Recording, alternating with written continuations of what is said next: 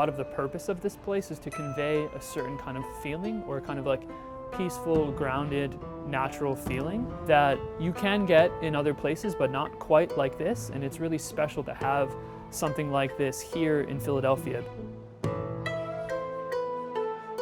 You kind of had a feeling when you came in here too. It's almost like you're not in Philadelphia anymore.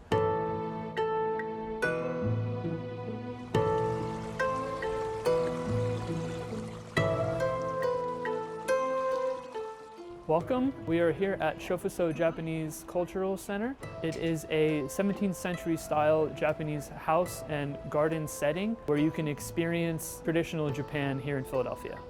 Our mission is to share the Japanese culture in Philadelphia.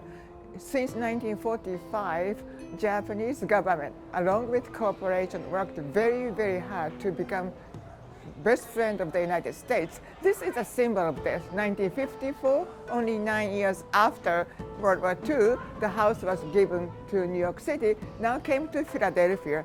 We are getting known for sushi, Japanese cuisine, anime, tea ceremony, samurai. You probably grew up with these symbolic things, but it's all here. Throughout the year, we introduce all this basic Japanese culture, traditional to pop cultures. You can see pretty much anything you can imagine. The setting, the architectural style, the gardening style, it was all made very, very specifically to convey a certain kind of feeling. And that specific style really dates back to 16th century, 17th century Japan, when the Zen Buddhist temples were kind of very important, and they still are, of course, in Japan, but they were kind of like the tastemakers of the time. Behind me, though, is the tea house. So that's kind of like an annex to the main building.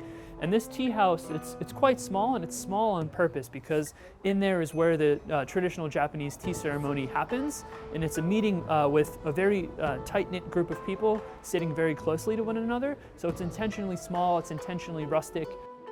Gardening and architecture in Japan are very closely tied, to the point of which they're not really considered entirely separate from one another. So the style of the house is actually created in order to enjoy the garden, and the garden is created and composed in a way to be enjoyed from the house. So they're really kind of relying on one another as sort of like a setting and viewfinder. Not teaching, it's sharing. And I want the Philadelphians and Americans enjoy the basic culture of Japan, and that's all I'm thinking about, not much beyond that.